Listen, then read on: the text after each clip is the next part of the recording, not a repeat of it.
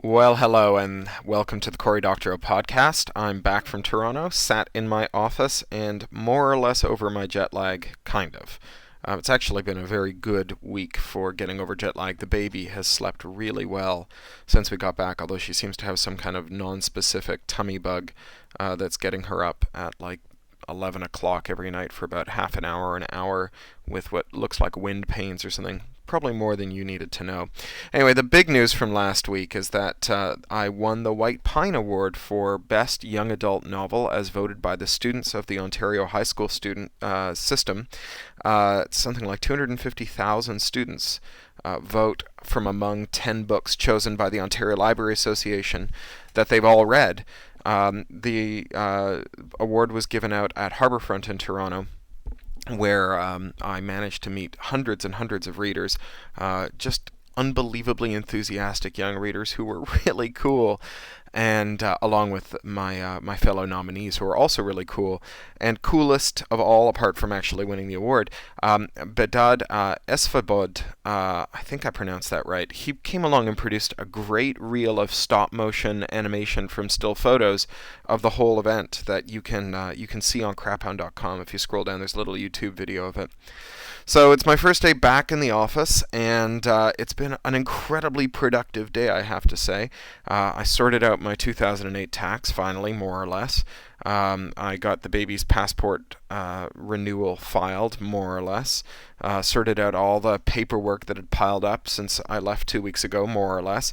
And even managed to get up a link to the Convention on Modern Liberty video. This is the video of the closing keynote at the Convention on Modern Liberty held here in London back in February.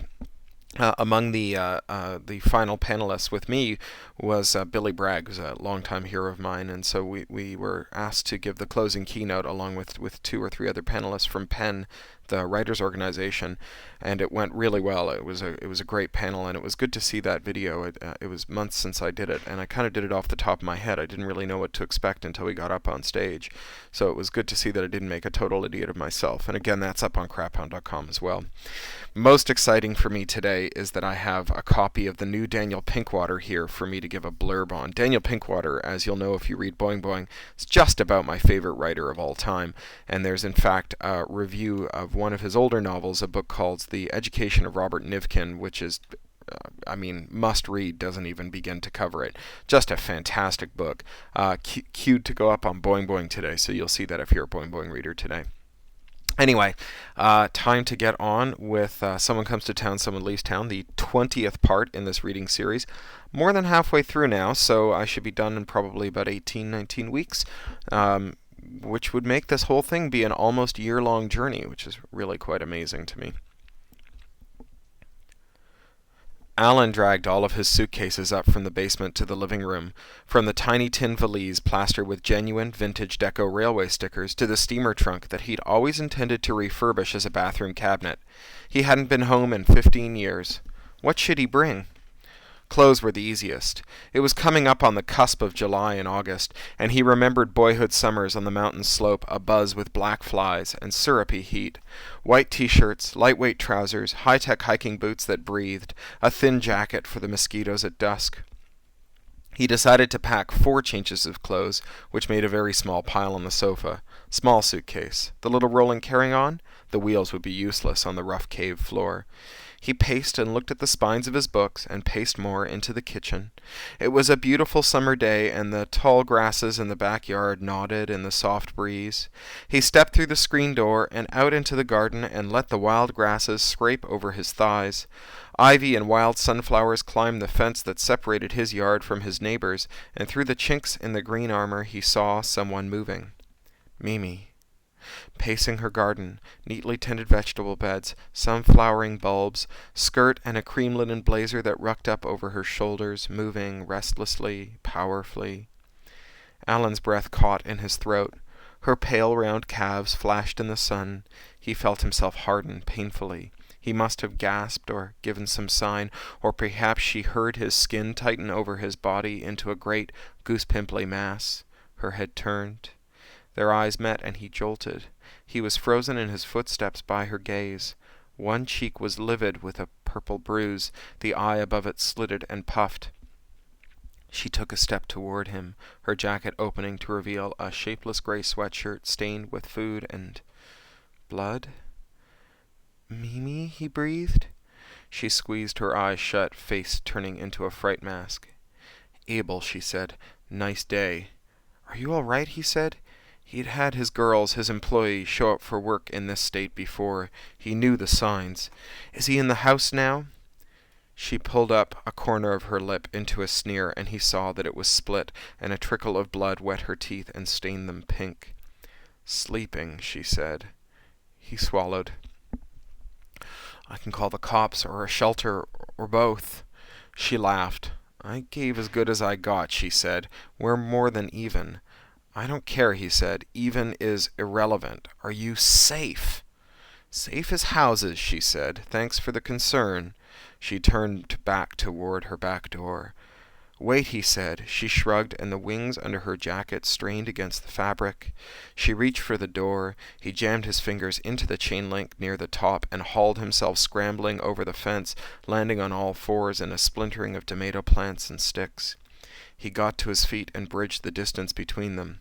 "I don't believe you, Mimi," he said. "I don't believe you. Come over to my place and let me get you a cup of coffee and an ice pack, and we'll talk about it, please?" "Fuck off," she said, tugging at the door. He wedged his toe in it, took her wrist gently. "Please," she said, "we'll wake him." "Come over," he said. "We won't wake him." She cracked her arm like a whip, shaking his hand off her wrist. She stared at him out of her swollen eye, and he felt the jolt again. Some recognition, some shock, some mirror, his face tiny and distorted in her eye. She shivered. "Help me over the fence," she said, pulling her skirt between her knees, bruise on her thigh, and tucking it in behind her into her waistband. She jammed her bare toes into the link, and he gripped one hard, straining calf in one hand and put the other on her padded, soft bottom, helping her up onto a perch atop the fence.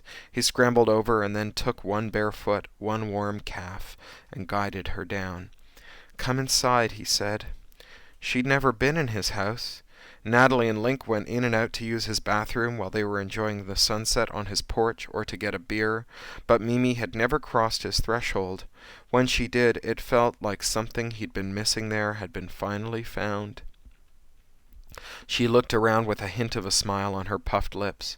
She ran her fingers over the cast-iron gas range that he'd restored, caressing the Bakelite knobs. She peered at the titles of the books in the kitchen bookcases, over the honey wood of the mismatched chairs, and the smoothed-over scars of the big, simple table. "Come into the living room," Alan said. "I'll get you an ice pack." She let him guide her by the elbow, then crossed decisively to the windows and drew the curtains, bringing on twilight. He moved aside his piles of clothes and stacked up the suitcases in a corner. "Going somewhere?" "To see my family," he said. She smiled, and her lip cracked anew, dripping a single dark droplet of blood onto the gleaming wood of the floor where it beaded like water on wax paper. Home again, jiggity-jig," she said. Her nearly closed eye was bright as it darted around the room, taking in shelves, fireplace, chair, clothes. "I'll get you that ice pack," he said, and he went back into the kitchen, and he heard her walking around in the living room, and he remembered the first time he'd met her, of walking around her living room and thinking about slipping a VCD into his pocket. He found her halfway up the staircase with one of the shallow bric-a-brac cabinets open before her. She was holding on to a made-in-Occupy Japan tin robot, the paint crazed with age and to croquelaire like a Dutch master painting in a gallery. "Turn it upside down," he said. She looked at him, then turned it over, revealing the insides of the tin, revealing the gaudily painted tuna fish label from the original can that it had been fashioned from. "Ah," she said, and she peered down into it. He hit the light switch at the bottom of the stairs so that she could see better. "Beautiful," she said. "Have it," he said, surprising himself. He'd have to remove it from the inventory. He restrained himself from going upstairs and doing it before he forgot. For the first time he could remember, she looked flustered. Her unbruised cheek went crimson. "I couldn't," she said. "It's yours," he said. He went up the stairs and closed the cabinet, then folded her fingers around the robot and led her by the wrist back down to the sofa. "Ice pack," he said, handing it to her, releasing her wrist. She sat stiff-spined on the sofa, the hump of her wings behind her keeping her from reclining. She caught him staring. "It's time to trim them," she said. "Oh, yes," he said, mind going back to the gridwork of old scars by her shoulders. "When they get too big, I can't sit properly or lie on my back, at least not while I'm wearing a shirt." "Couldn't you, I don't know, cut the back out of a shirt?" "Yeah," she said, "or go topless, or wear a halter, but not in public." "No, not in public. Secrets must be kept." "You've got a lot of secrets, huh?" she said. "Some," he said. "Deep, dark ones?" "All secrets become deep. All secrets become dark. That's in the nature of secrets." She pressed the towel-wrapped bag of ice to her face and rolled her head and back and forth on her neck. He heard pops and crackles as her muscles and vertebra unlimbered. "Hang on," he said. He ran up to his room and dug through his t-shirt drawer until he found one he didn't mind parting with. He brought it back downstairs and held it up for her to see. "Steel pole bathtub," he said. "Retro chic. I can cut the back out for you, at least while you're here." She closed her eyes. "I'd like that," she said in a small voice. So he got his kitchen shears and went to work on the back of the shirt, cutting a sizable hole in the back of the fabric. He folded duct tape around the ragged edges to keep them from fraying. She watched bemusedly. "Freak show Martha Stewart," she said. He smiled and passed her the shirt. "I'll give you some privacy," he said, and went back into the kitchen and put away the shears and the tape. He tried not to listen to the soft rustle of clothing in the other room. "Alan," she said. "Alan, and not Asshole or Abel. I could use some help." He stepped cautiously into the living room and saw there in the curtained twilight Mimi. She was topless, heavy breasts marked red with the outline of her bra straps and wires. They hung weightily, swaying, and stopped him in the doorway. She had her arms lifted over her head, tugging her round belly up, stretching her navel into a cat-eye slit. The t-shirt he'd given her was tangled in her arms and her wings. Her magnificent wings. They were 4 feet long each, and they stretched, one through the neck hole and the other through the hole he'd cut in the t-shirt's back. They were leathery, as he remembered, covered in a downy fur that glowed where it was kissed by the few shafts of light piercing the gap in the drapes. He reached for the questing, almost prehensile tip of one that was caught in the neck hole. It was muscular, like a strong finger, curling against his palm like a Masonic handshake. When he touched her wing, she gasped and shivered, indeterminately between erotic and outraged. They were, as he imagined them, those wings, strong and primal in the dark and spicy-smelling like an armpit after sex. He gently guided the tip down toward the neck hole and marveled at the intricate way that it folded in on itself, at the play of mysterious muscle and cartilage, the rustle of bristling hair, and the motility of the skin. It accordioned down, and he tugged the shirt around it so that it came free, and then he slid the front of the shirt down over her breasts, painfully aware of his erection as the fabric rustled down over her rounded belly. As her head emerged through the shirt, she shook her hair out and then unfolded her wings, slowly and exquisitely, like a cat stretching out, bending forward, spreading them like sails. He ducked beneath one, feeling the puff of spiced air on his face, and found himself staring at the hash of scars and the rigid ropes of hyperextended muscle and joints. Tentatively, he traced the scars with his thumbs, and then, when she made no move to stop him, he dug his thumbs into the muscles, into their tension. He kneaded at her flesh, grinding hard at the knots and feeling them give way, briskly rubbing the spots where they'd been to get the blood going. Her wings flapped gently around him as he worked, not caring that his body was pretzeled into a knot of its own to reach her back, since he didn't want to break the spell, to ask her to move over, to give him a better angle. He could smell her armpit and her wings and her hair, and he closed his eyes and worked by touch, following scar to muscle, muscle to knot, working his way the length and breadth of her back, following the muscle up from the ridge of her iliac crest like a treasure trail to the muscle of her left wing, which was softly twitching with pleasure. She went perfectly still again when he took the wing in his hands. It had its own geometry, hard to understand and irresistible. He followed the mysterious and powerful muscles and bones, the vast expanses of cartilage, finding knots and squeezing them, needing her as he needed her back, and she groaned and went limp, leaning back against him so that his face was in her hair and smelling her scalp oil and stale shampoo and sweat. It was all he could do to keep himself from burying his face in her hair and gnawing at the muscles on the base of her skull. He moved as slow as seaweed and ran his hands over to the other wing, giving it the same treatment. He was rock hard, pressed against her, her wings all around him. He traced the line of her jaw to her chin, and they were breathing in unison, and his fingers found the tense place at the hinge and worked there too. Then he brushed against her bruised cheek, and he startled, and that shocked him back to reality. He dropped his hands to his side, and then stood, realized his erection was straining at his shorts, and sat back down again in one of the club chairs and crossed his legs. "Well," he said. Mimi unfolded her wings over the sofa back and let them spread out, then leaned back, eyes closed. "You should try the ice pack again," he said weakly. She groped blindly for it and draped it over her face. "Thank you," she sighed. He suppressed the urge to apologize. "You're welcome," he said. "It started last week," she said. "My wings had gotten longer. Too long. Krishna came back from the club and he was drunk and he wanted sex. Wanted me on the bottom. I couldn't. My wings. He wanted to get the knife right away and cut them off. We do it about 4 times a year, using a big serrated hunting knife that he bought at a sporting goods store on Yonge Street, one of those places that sells dud grenades and camo pants and tasers."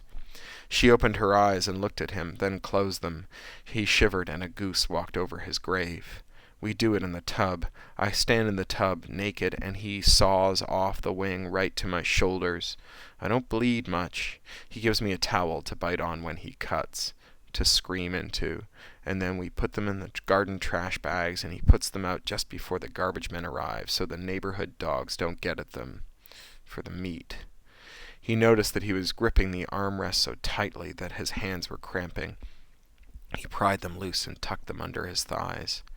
He dragged me into the bathroom. 1 second we were rolling around in bed, giggling like kids in love, and then he had me so hard by the wrist, dragging me naked to the bathroom, his knife in his other fist. I had to keep quiet so that I wouldn't wake Link and Natalie, but he was hurting me, and I was scared. I tried to say something to him, but I could only squeak. He hurled me into the tub, and I cracked my head against the tile. I cried out, and he crossed the bathroom and put his hand over my mouth and nose and then I couldn't breathe, and my head was swimming. He was naked and hard, and he had the knife in his fist, not like for slicing, but for stabbing, and his eyes were red from the smoke at the club, and the bathroom filled with the booze breath smell, and I sank down in the tub, shrinking away from him, and he grabbed for me. He growled. I saw that I was staring at the knife, smiled horribly. There's a piece of granite we use for a soap dish, balanced in the corner of the tub. Without thinking, I grabbed it and threw it at him as hard as I could. It broke his nose, and he closed his eyes and reached for his face, and I wrapped him up in the shower curtain. I grabbed his arm and bit at the base of his thumb so hard I heard a bone break, and he dropped the knife. I grabbed it and ran back to our room and threw it at the window and started to get dressed. She'd fallen into a monotone now, but her wings twitched and her knees bounced like her motor was idling on high. She jiggled. "You don't have to tell me this," he said.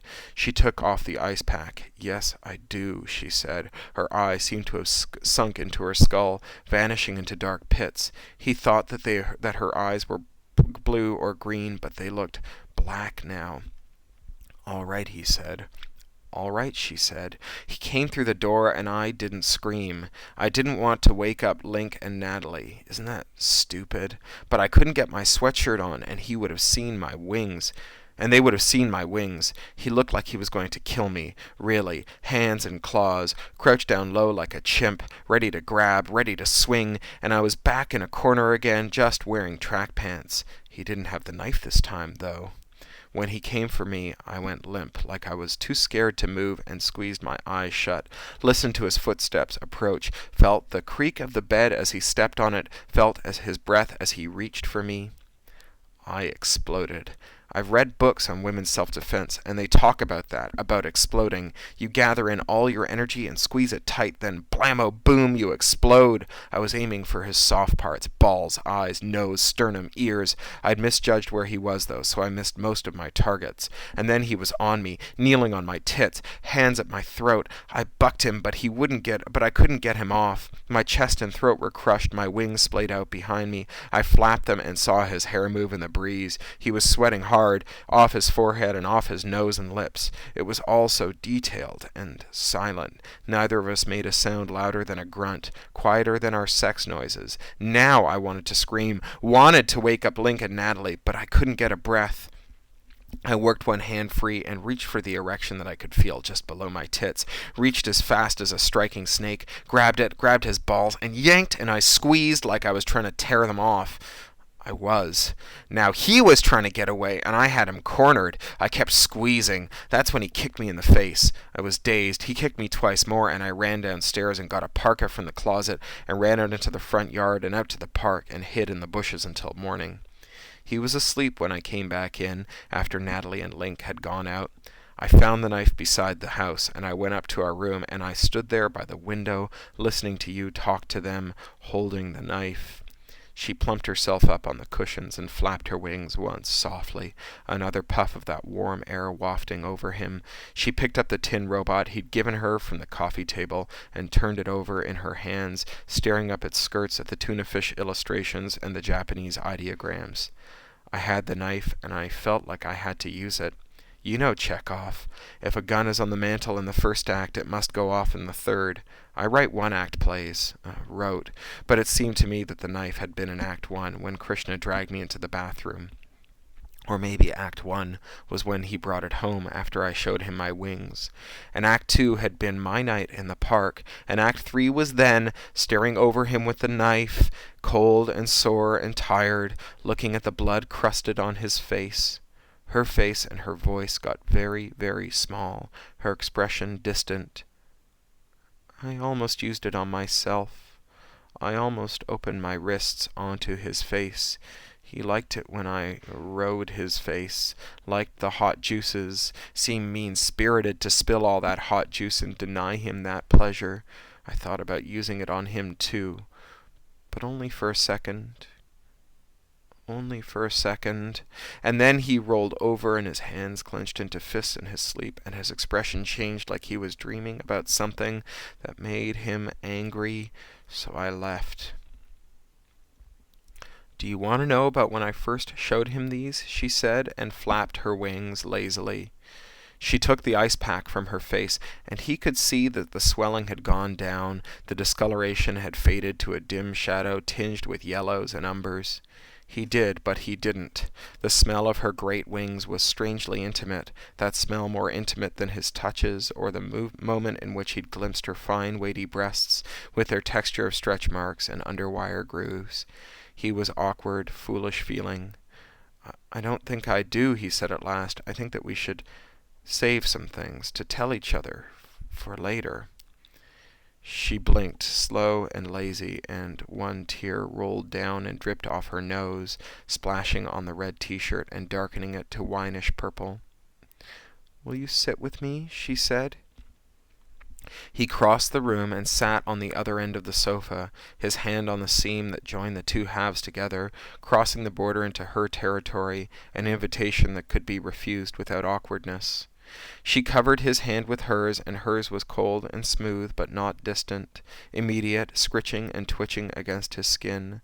Slowly, slowly, she leaned toward him, curling her wing round his far shoulder like a blanket or a lover's arm, head coming to rest on his chest, breath hot on his nipple through the thin fabric of his t-shirt.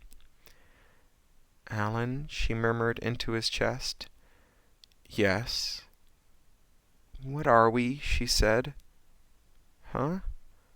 Are we human? Where do we come from? How did we get here? Why do I have wings?" He closed his eyes and found that they'd welled up with tears. Once the first tear slid down his cheek, the rest came, and he was crying, weeping silently at first, and then braying like a donkey in sobs that started in his balls and emerged from his throat like vomit, gushing out with hot tears and hot snot. Mimi enveloped him in her wings and kissed his tears away, working down his cheek to his neck, his Adam's apple. He snuffled back a mouthful of mucus and salt and wailed, "I don't know!" She snugged her mouth up against his collarbone. "Krishna does," she whispered into his skin. She tugged at the skin with her teeth. "What about your family?" He swallowed a couple of times, painfully aware of her lips and breath on his skin, the enveloping coolth of her wings, and the smell of in every breath he took. He wanted to blow his nose, but he couldn't move without breaking the spell, so he horked his sinuses back into his throat and drank the oozing oyster of self-pity that slid down it. "My family? I don't have a family, but you do. Your family must know." "They don't," he said. "Maybe you haven't asked them properly. When are you leaving?" "Today." "Driving?" "Got a rental car," he said. "Room for one more?" "Yes," he said. "Then take me," she said. "All right," he said. She raised her head and kissed him on the lips, and he could taste the smell now, and the blood roared in his ears, and she straddled him, grinding her mons, hot through the thin cotton of her skirt, against him. They slid down on the sofa and groaned into each other's mouths, his voice box resonating with hers.